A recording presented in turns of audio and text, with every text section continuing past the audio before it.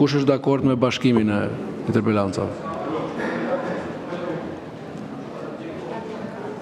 74 pro, kundër, abstenim, kundër s'ka, 1 kundër, 2 kundër, 3, 4 kundër, 5 kundër, abstenim s'ka. Atëherë miratohet bashkimi i interpelancave.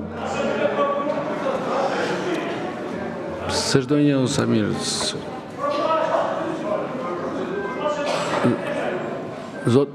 Zoti Mziu më duket kërkuat fjalën.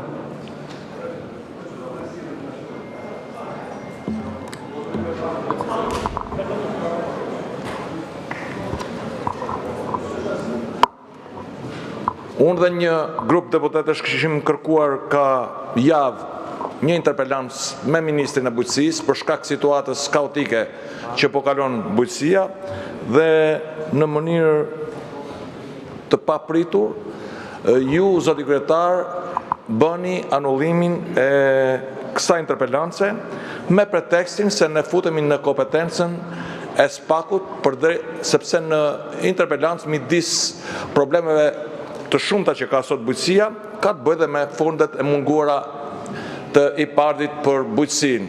Dhe ju me pa të drejtë, me qenë se përmenden fondet e IPARD-it, thoni që bjen ndesh me SPAK. Është absolutisht e pa imagjinueshme, nuk ka asnjë lloj konflikti. Parlamenti dhe SPAK-u janë 2 institucione të ndryshme. Nëse SPAK-u apo prokuroria merret me individët të cilët bëjnë korrupsion, deputetët janë persona të cilët marrin qeverinë në pyetje apo në interpelancë për problematikat e sektorit, siç është bujqësia. Kështu që është e pa drejtë, e pa vend dhe duhet që të më jepet e drejta e interpelancës.